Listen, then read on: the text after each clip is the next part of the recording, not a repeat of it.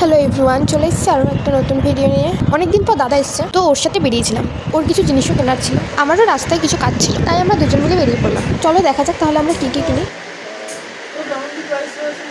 হ্যাঁ কোনটা ওটা আড়াইশো ছোটা 150 এই ছোটা 150 না অসুবিধা নেই। ও তো আমার কাছে ক্যাশ আছে।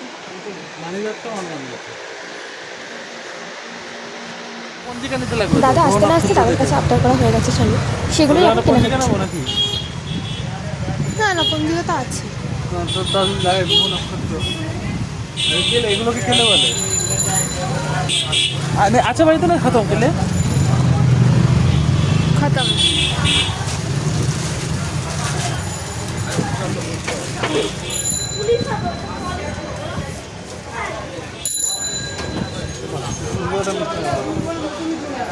হাওয়াটা কিন্তু খুব সুন্দর।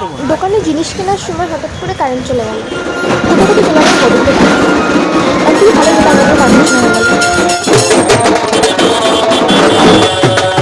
মা যেহেতু আদেশ ছিল রাস্তায় কিছু খাবি না, তাই আমরা রাস্তায় খাওয়া দাওয়া না করে সোজা চলে আসলাম বাড়ি।